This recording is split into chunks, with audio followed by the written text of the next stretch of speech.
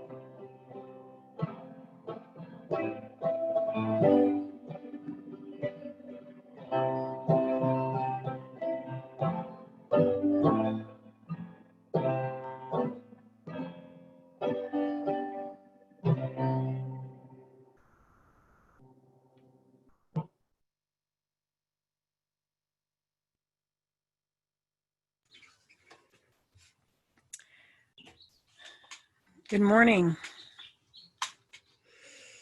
How are you this morning, beloved ones? It is good to be with you. It's good to invite you into my space, invite us into community.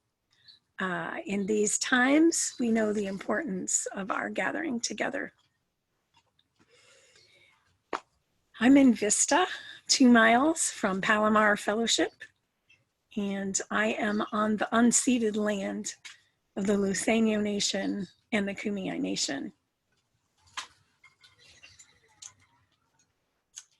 I light a candle in acknowledgement and recognition of this fact and the fact that this is stolen land,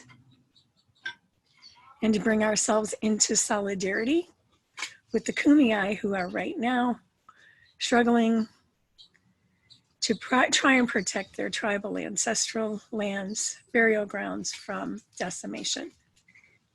I invite you wherever you are, if you have a candle, to light it in honor of the land that you're on, wherever you may be. And so there's a way for you to find out about that. Got a link in the chat where you can learn about land acknowledgement and learn about what land you're on. Because this is the call of our time.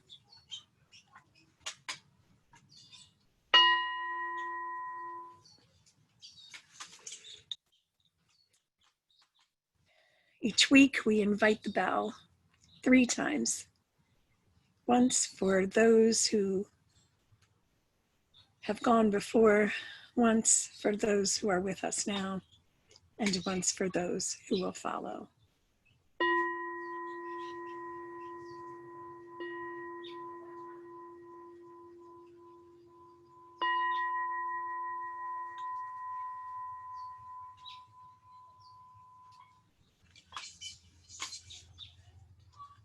It is good to join together in worship with one another. Again, thank you to all of the folks who bring us together on Sunday mornings. Emily and Maritza and Michael on tech. Tim is our worship associate. Kathleen, our director of children and family ministries. And Kimberly, who is always grounding us in our music. I want to remind you that there are numerous ways for us to come together besides Sunday mornings. And so direct you to our website. Make sure you're signed up for our email list so that you can find ways to stay together. The theme of our service this morning is mindful communication as a means of thriving. We know that we need one another. These words by white environmentalist, eco-psychologist Theodore Roszak spoke to me this morning. as we bring ourselves into this space. He writes, "You and I, we meet as strangers, each carrying a mystery within us. I cannot say who you are. I may never know you completely. But I trust that you are a person in your own right, possessed of a beauty and a value that are the earth's richest treasures. So I make this promise to you. I will impose no identities upon you, but will invite you to become yourself without shame or fear. I will hold open a space for you in the world and allow your right to fill it with your authentic vocation and purpose. For as long as your search takes, you have my loyalty. For as long as your search takes, you have my loyalty. It is good to be together."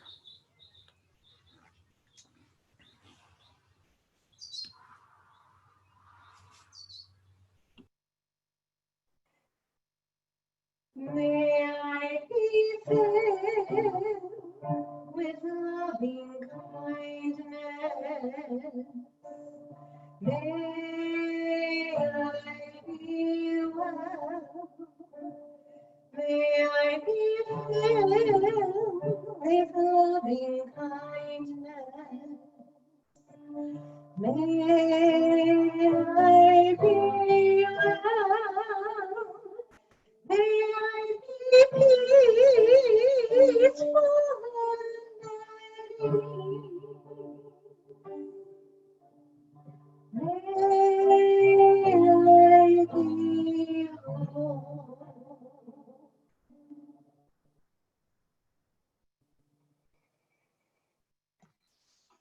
Good morning, everybody. We invite you to have a chalice and light it with Gabriel and I as we read our chalice words. Self-understanding is crucial for understanding another person. Self-love is crucial for loving others. When you've understood your suffering, you suffer less, and you are capable of understanding another person's suffering more easily. When you can recognize the suffering in another person and see how that suffering came about, compassion arises. You no longer have the desire to punish or blame the other person. You can listen deeply, and when you speak, there is compassion and understanding in your speech. The person with whom you're speaking will feel much more comfortable because there is understanding and love in your voice, and that comes from Technikon.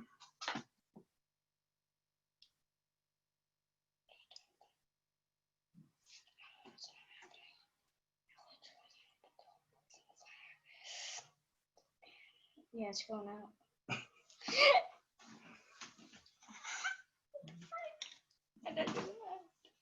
Okay, I'm out. Thanks. It is lit.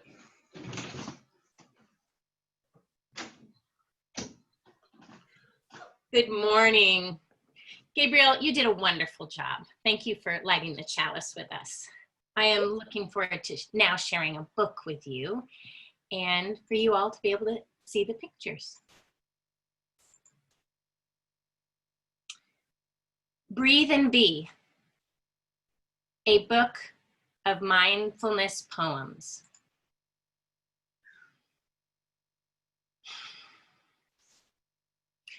I breathe slowly in. I breathe slowly out. My breath is a river of peace. I am here in the world. Each moment I can breathe and be. What am I thinking? What comes and goes in my mind? I watch my thoughts. They swim by like little fish. They shine blue and green, yellow and red.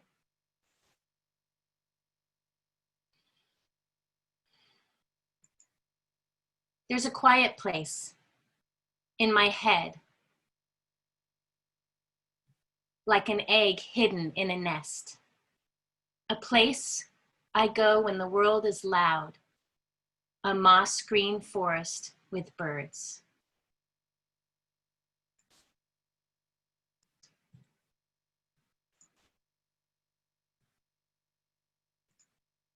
I see the world new. My friends with bright sneakers, the fresh smell of grass, a line of ants winging by. I see each for the first time.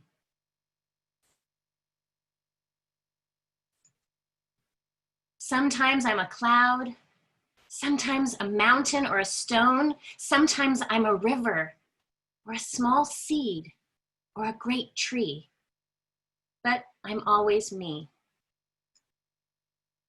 When days crash thunder and throw lightning around, I am still watching. I am a calm umbrella inside the blue and gray storm.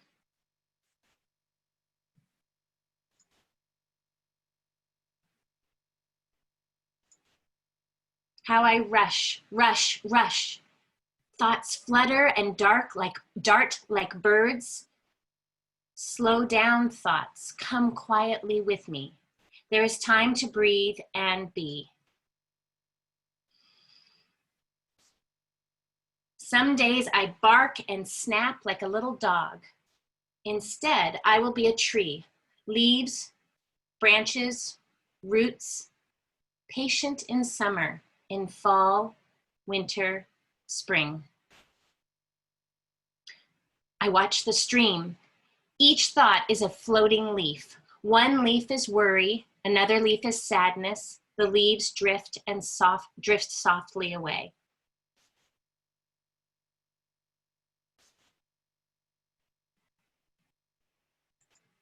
I see myself by the ocean, toes touching sand, fingers finding a shell at the edge of blue water. Where is your quiet place? Tomorrow's an egg that hasn't hatched. Yesterday is a bird that has flown, but today is real.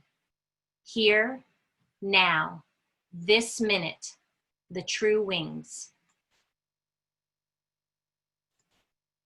The caterpillar and the tadpole are becoming something more, and I am becoming more me. My heart is filling up with it. My feet touch the earth, my hands touch tall grasses, my face touches sky. I run through the morning. I am alive in this world.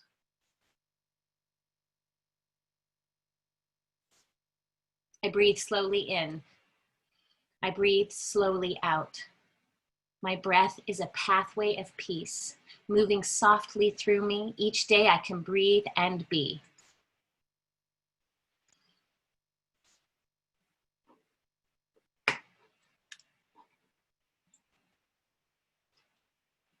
Thank you.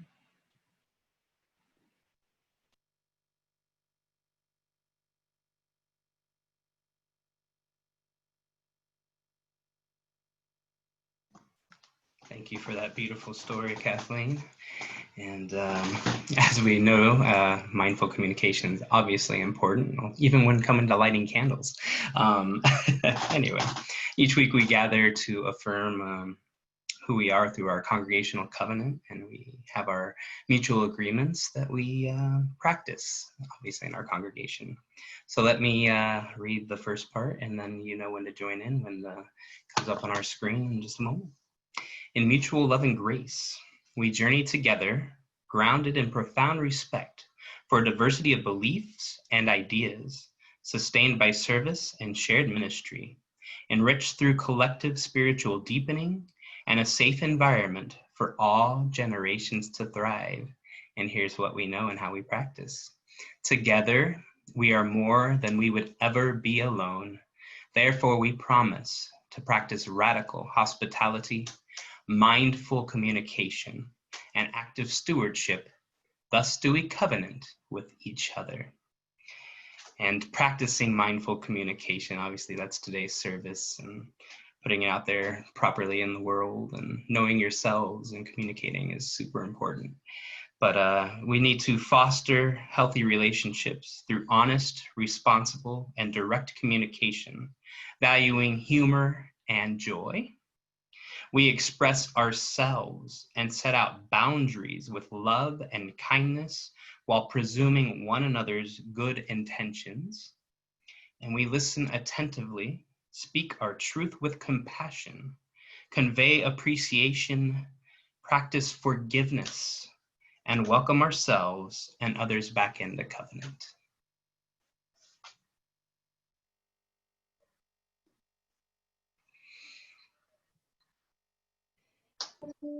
May you be filled with loving kindness. May you be well. May you be filled with loving kindness. May you be well.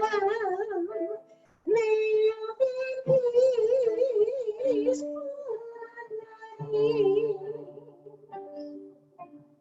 May you be whole.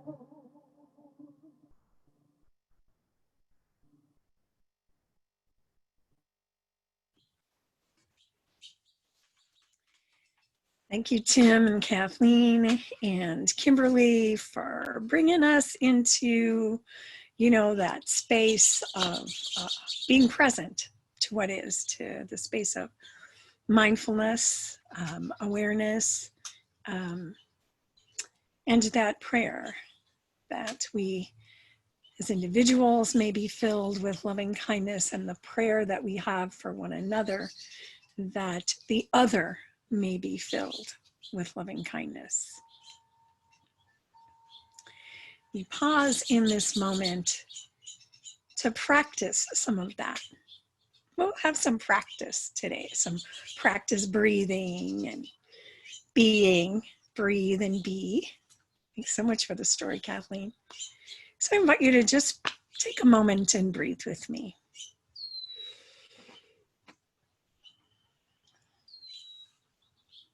Just be. Be present to all that you have brought with you this morning.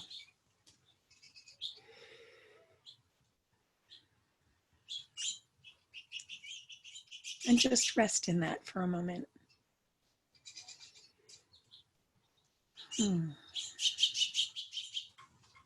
Settle into that for a moment.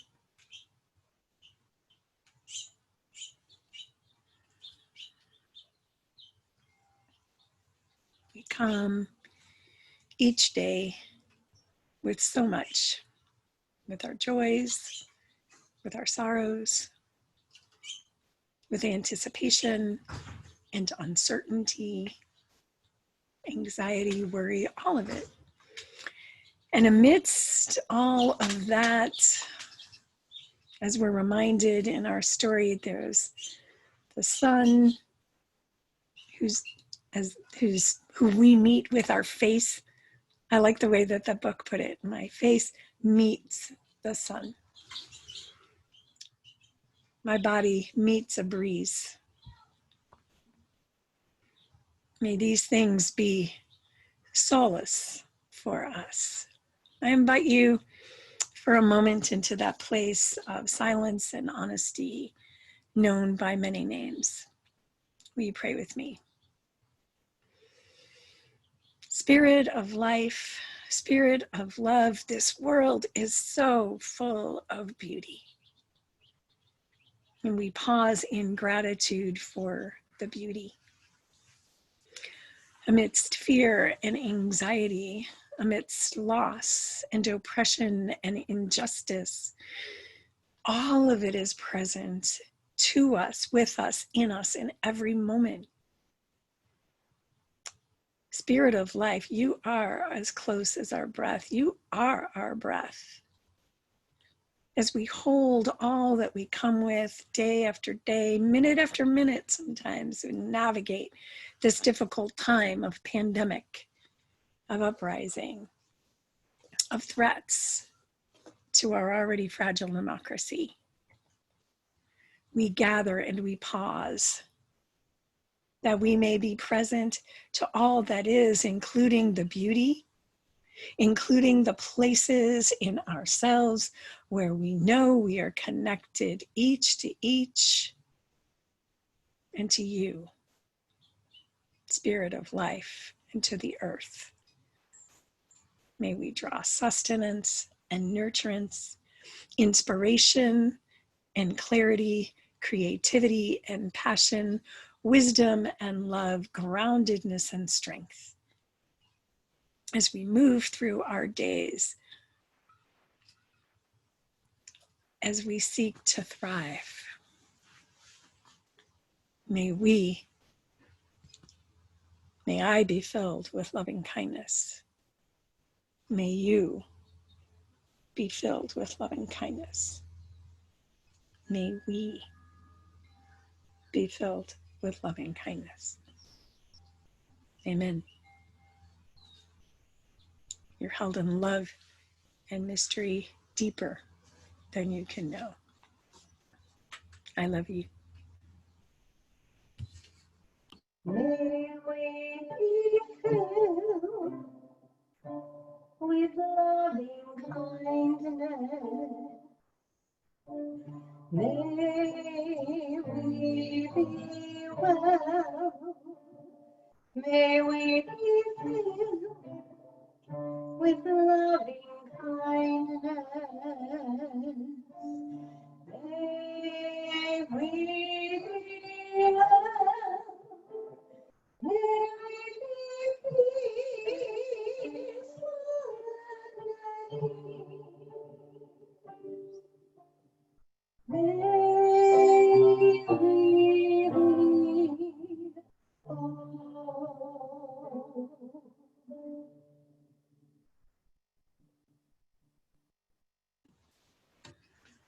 May we be peaceful and at ease. May we be whole. May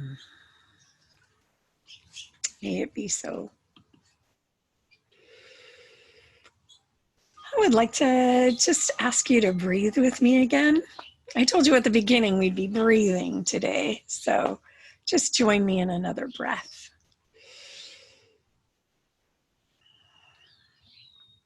And I think if you've been around at all, I think you know by now that breathing is a core spiritual practice for me.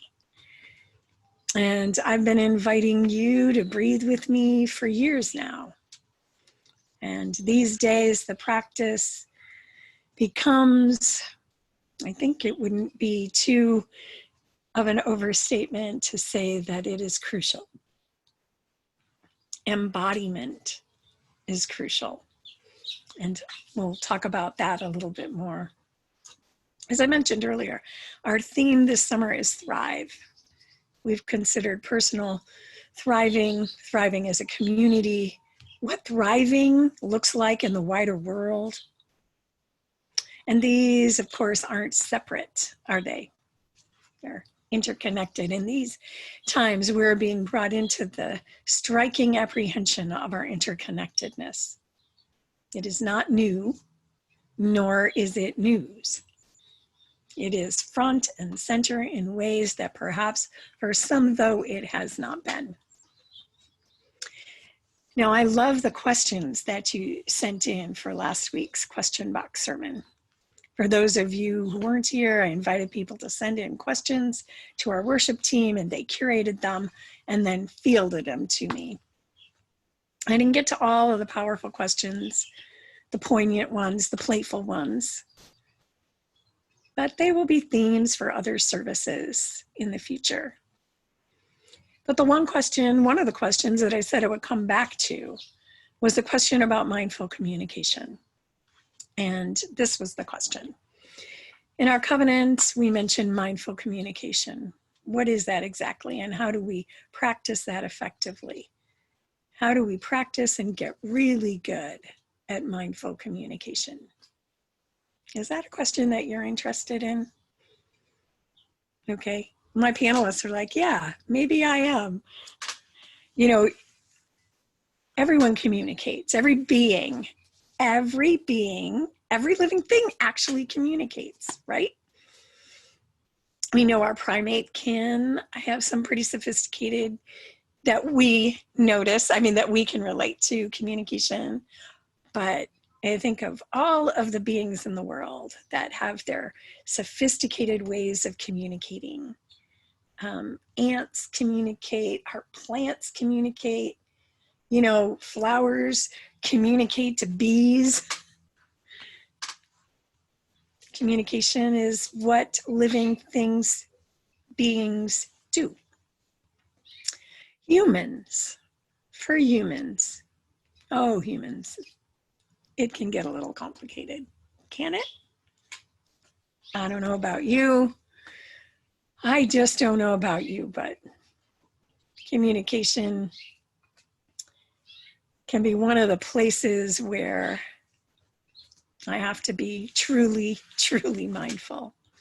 And that's kind of why I wanted to look at this today, as we are thinking about what it looks like these days and just the importance of it to us as humans to be in relationship with one another in ways that we are seen and heard, and the other is seen and heard and known, where we truly can proclaim loyalty to the other.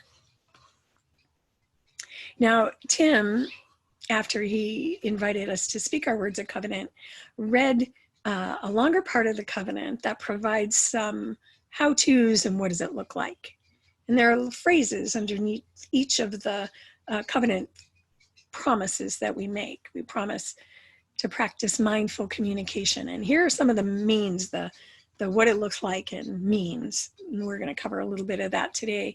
But to repeat what Tim had said, we foster healthy relationships through honest, responsible, direct communication, valuing humor and joy.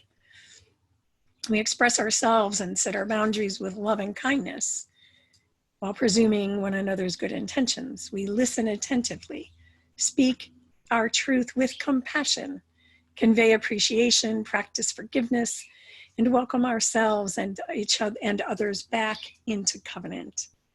Now, we don't read all of the how-tos in the covenant each week, so it's good to be reminded and to take another look at them, and especially in these days, as I said, a virtual gathering and heightened emotions and all of the things that we bring to our lives and our relationships. This covenant was created through a collaborative process of the words of our covenant, really words that, we heard from you all, from the congregation as we created it some years ago. And so to ask, how do these times inform or impact mindful communication, is what we can ask in light of just being human and being human in extraordinary times. The how-tos in our covenant don't encompass all of the ways that we can go about mindful communication. So we'll unpack them a little bit today and look at some others. Now, I mentioned last week when I gave a short answer to that question, while we associate mindful communication with words, we humans do.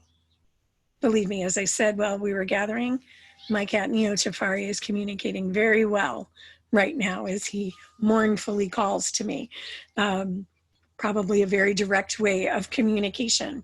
But words, verbal, nonverbal cues, and we notice that, that's how it's expressed. I believe mindful communication, though, actually starts with the body and in the body.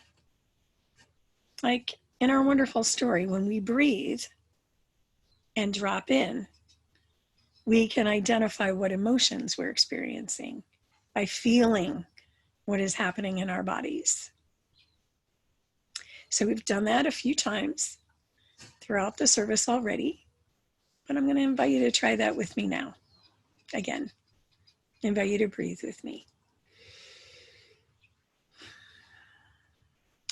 And just feel the rhythm of your natural breath as it flows in and out. You don't have to do anything, just notice it.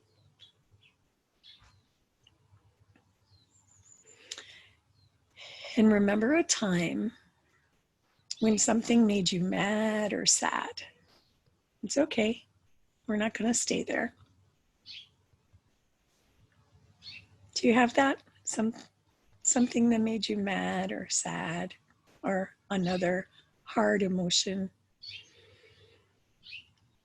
Now, pay attention to how your body feels. Where do you feel that emotion? Your neck, your chest, your stomach, maybe your fists clenched. Okay, take another breath and release that. Take as many breaths as you need to in order to shift that. So take some breaths with me. Breathing in and out. And take another deeper breath. And think about something or someone that makes you happy, someone that you love, or a memory that brings you joy.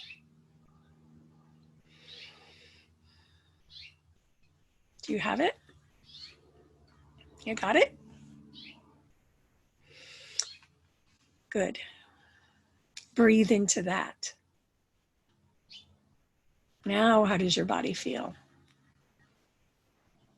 Did any of the lightness come to you? Did the tensing or clenching go away? Do you feel lighter? Maybe you're remembering the first time you saw your beloved and your stomach had butterflies. Just feel those things in your body. Okay, good. When we breathe and be, we get in touch with our emotions through bodily feelings. A colleague of mine, Megan Ruth Weiser, who's also a sociologist with a specialty in medical ethics and somatics, said, in the field of medical sociology, we have a saying that bodies are good to think with. Bodies are good to think with. And that's what I'm getting at. In order for communication to be mindful, we want to know what we're feeling. Like, how many times has it happened to you? Or maybe it's just me. It could be just me, and now you all know that I lashed out or said something that was unintentionally harmful or just off the wall. And it wasn't until it was out of my mouth that I went, oh, well, there's a lot going on inside my body right now. And had I been paying attention to that, and that comes through practice, I might have said or communicated things differently. Mindful communication entails knowing what we are feeling, what to say, how to say it, what we're doing with our bodies, what impact it has. In other words, how is it received? It's also being willing and able to understand the perspective of another, to know that there's another on the opposite end of the communication, right? It's so sometimes we communicate and it's like, I just have all this to say. And we do sometimes have a lot to say, don't we? Right? Well, this is knowing that there are receivers to that communication. As in our chalice lighting, Thich Nhat Hanh lifts up, when you understand yourself and your feelings, you can understand others. So, and it's a deep understanding, right, Tim, that Thich Nhat Hanh pointed us to. It's understanding. Now, Thich Nhat Hanh in this reading offered us the opportunity to be thinking about how we understand others' suffering. but we also understand each other's joys. But when we ourselves, because generally speaking, people are talking about mindful communication when communication may be a bit challenging or difficult. In mindful communication, we seek to be aware of our biases, our assumptions about the other, our assumptions about the situation, our social location, our privilege. We'll get to that. In mindful communication, we are curious. We're attentive in our listening. In our covenant, as I said, we foster healthy relationships through honest, responsible, direct communication, valuing humor and joy. All three of these things are important. Honest with ourselves, about ourselves and with the other. Responsible. We take into account and speak directly with one another, not about one another, and also know that what we say matters, so we consider the impact. We express ourselves and set our boundaries with love and kindness while presuming one another's good intentions. In communicating what we need or asking the other, we come from a place of love. Or compassion, empathy. When we created the covenant, presuming good intentions was a part of just the vernacular, just part of the covenant making process everywhere that we were making covenants in our denomination, in any sort of group that we were in. Presume good intentions. What we think about now, that is that intention doesn't equal impact. When the communication is hurtful to another, we may not have intended it, but that does not lessen its impact. It occurs in microaggressions, which have been described as the subtle way in which body and verbal language conveys oppressive ideology about power or privilege against marginalized identities. Racial microaggressions are brief, commonplace, daily, verbal, behavioral, or environmental indignities, whether intentional or unintentional, that communicate hostile, derogatory, or negative racial slights and insults towards people of color. So we've really interrogated some and considered what it means to say, assume one another's good intentions. And remember, these like microaggressions and this unawareness of intention is often unconscious. Hence, it wasn't my intention. White educator James Ott has a good way of explaining intention versus impact. For people of identity privilege, this is where listening becomes vitally important. For our privilege can often shield us from understanding the impact of our actions. What does the intent of our action really matter if our actions have the impact of furthering the marginalization or oppression of those around us? This becomes a lesson of justice.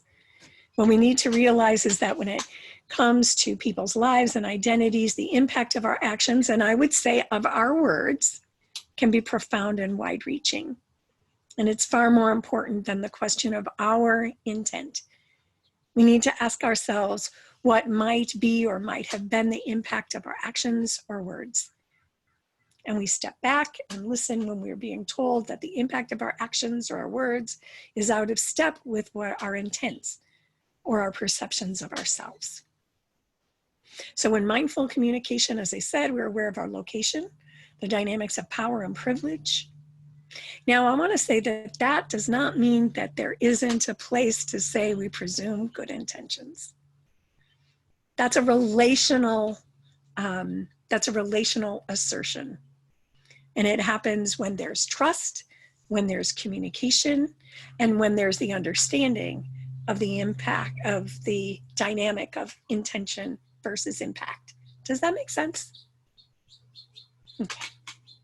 So mindful communication, when we listen attentively, speak our truth with compassion, convey appreciation, practice forgiveness, and welcome ourselves back into covenant and others, that's the crux of the question last week was, how do we practice mindful communication? And what I said, and I wasn't being flippant, is we practice. We pay attention to our bodies. Again, that's the first place I invite us to come from. What's going on inside? We pay attention to our language, our biases, our intentions, impact, come from curiosity. We're attentive, we engage. This may seem like a lot of work. Some of us exclaimed, what an order. I can't go through with it, but don't be discouraged. It is a lot of work. And we think it's worth it. Any relationship, whether it's in a congregation, a marriage, parent, child, coworkers, your neighbor, the clerk, the essential worker who's doing so much to make sure that we have what we need, communication is crucial.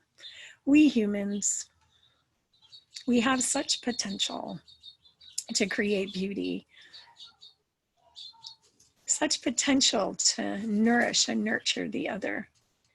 Now, in a time of communicating over Zoom, and when we're wearing masks, it becomes a whole nother thing, doesn't it? On Zoom, we can't see body language very well. And if there are more than a few people on the screen, or just like little boxes, we can't see people's eyes. We seem to be left with words, and we miss the nuance. So I suggest that we extend grace, ask for clarification, take our time. I don't know about you, but I'm on Zoom a lot. And I might go from one to the other, to the other, to the other, to the other in the course of a day. What I need to do is take a break. So this is what I want to invite you to do. Take a break. Have your Zoom calls be shorter. If they need to be longer, take a break in the Zoom call. Stand up, or if you can't stand up, roll around, move your body. Do something to get back into your body.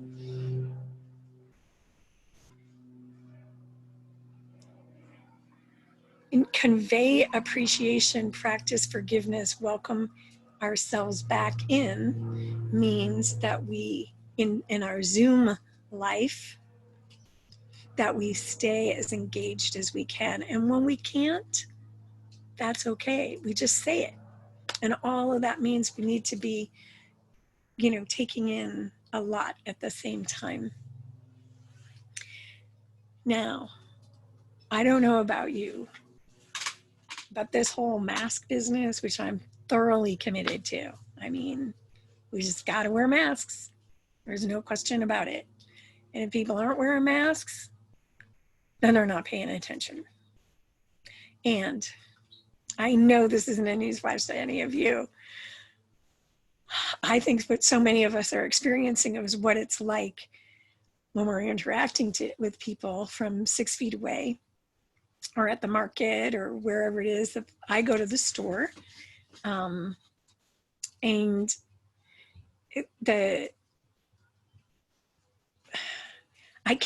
I'm smiling at people and they don't know it. The other day I was in the store and I had a little bit of an interaction with a person. We were getting our carts at the same time, and we looked at each other, and I knew she was smiling. She knew I was smiling, and we talked about it. Like this random stranger who I routinely talk to random strangers. And the thing about masks is I don't get to talk to random strangers as much because I might make the eye contact. So what this woman and I, both said that we do is like, make sure I'm crinkling up my eyes so people can see I'm smiling at them. Communication. Communication happens when we're walking down the street and we're in the aisles of the grocery store. We know that in this time of uncertainty and anxiety, our emotions may be difficult. And that's why it's important to check in with our bodies. We can do this. Mindful communication and this idea of entering into the experience of the other go together. And in order to do that, we are in our bodies. So I'm gonna invite you to breathe with me one more time. Will you do that with me? Take a deep breath. This time, take a deep breath and release. Take another deep breath and release. And take another deep breath and release. Know that you will not do things perfectly. That's where forgiveness of ourselves and one another and humility come in. And remember these words by David Oxberg. Being listened to is so close to being loved. Most people can't tell the difference. Breathe and be. It's good to be together, beloveds.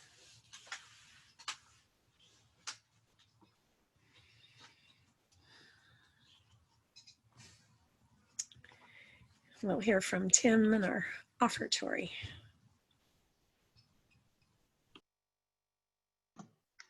Thank you, Beth, for the wonderful messages through that sermon. I definitely appreciate that. I'm sure the rest of the congregation does as well. We gather each week to affirm this community, and part of this affirmation is acknowledging all that we share with one another, which is our time, our talents, and our resources. We live our values by sharing half of the undesignated collection with a local nonprofit organization. And this quarter, the plate share goes to Produce Good.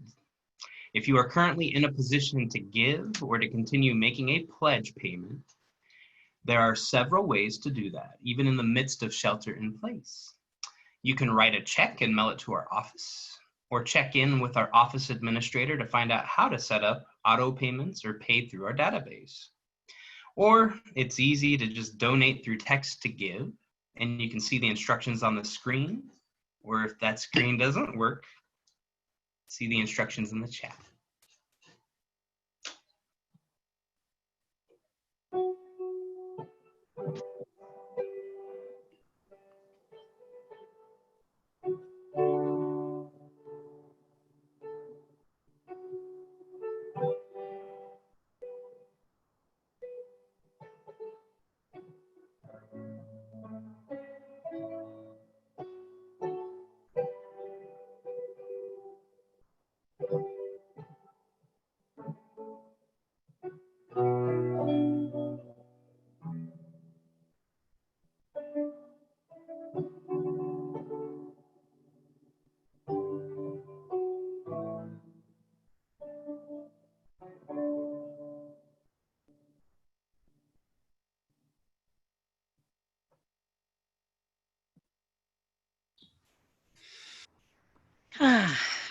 Thank you so much, Tim, and all of you.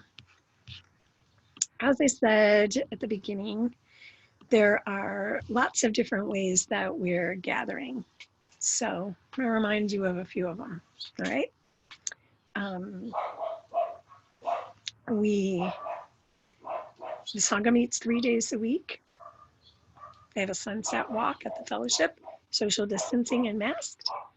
We have our small group ministries. Last week, I had a welcome gathering with folks, and I'm looking forward to doing that again soon.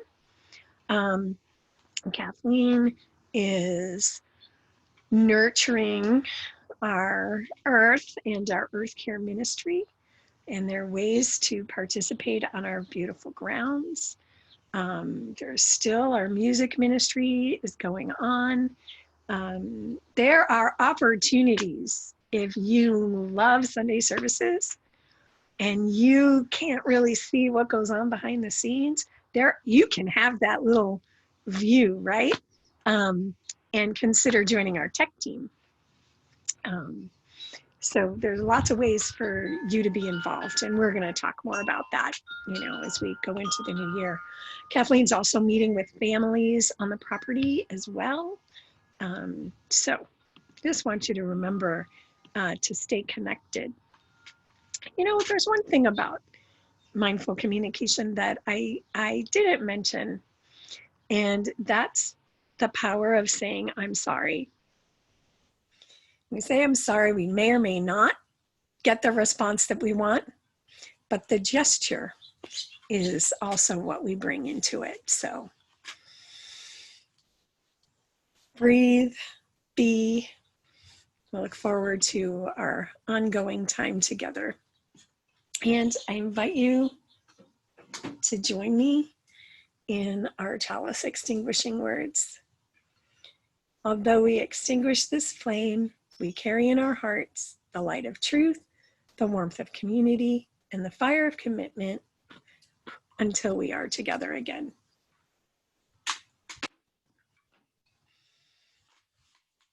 And take it home, Kimberly.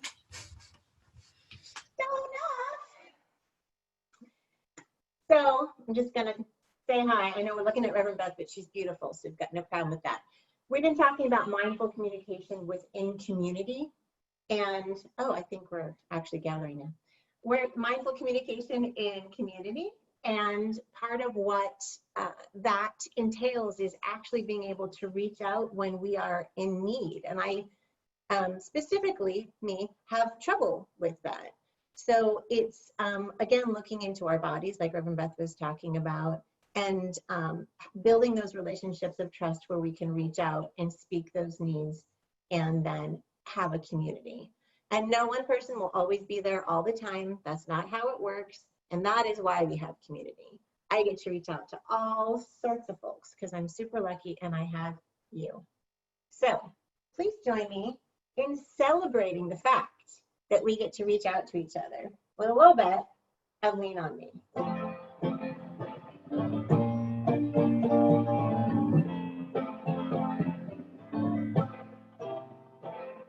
Sometimes in our lives we all have pain, we all have sorrow, but if we are wise, we know that there's always tomorrow. Lean on me when you're not strong, and I'll be your friend.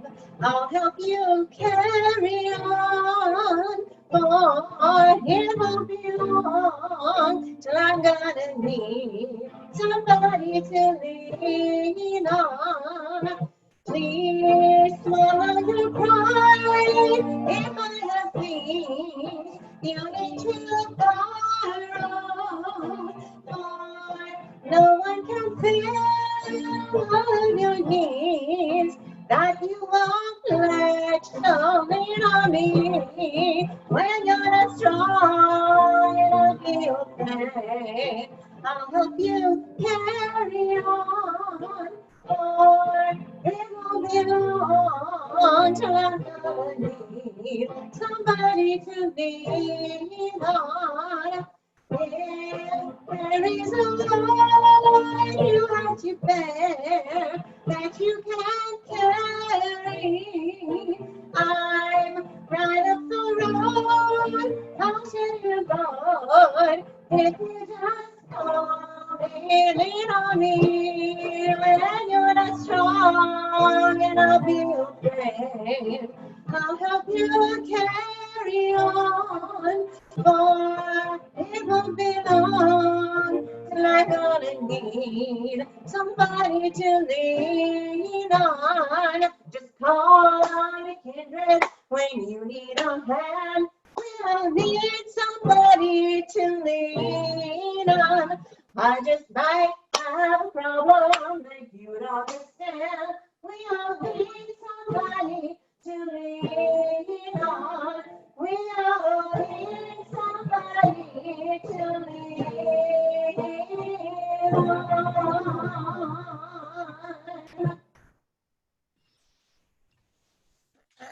Thank you, Kimberly. I'm sure my neighbors appreciated you and me singing this morning. I hope you are all singing in your own spaces, and thank you for that. This would be the time for us to remember to go in peace, be makers of peace, and know that you're loved. In a moment, we are going to shift gears and go into our meeting for our virtual coffee hour, and I'll let our tech folks talk about that a little bit.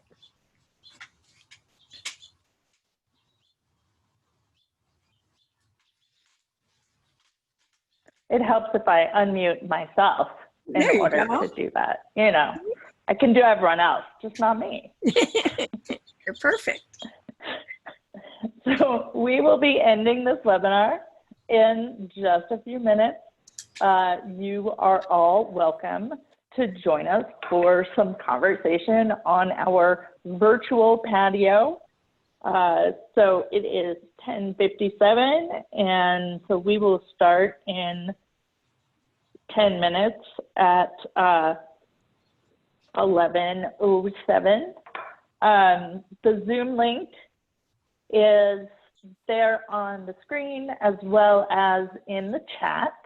It is a different login, so you will have to leave this webinar and then log into that meeting. And don't forget, it's a meeting, so now we can see you. So if you spilled coffee all over yourself, then you probably want to change your shirt. And we look forward to, or not, you know. I mean, it is Zoomed, so we can't really see everything. And so we're going to go ahead and close the webinar. Oh, I guess we will meet at 11:10. We will start our breakout rooms. And we're going to end here in 2 more minutes.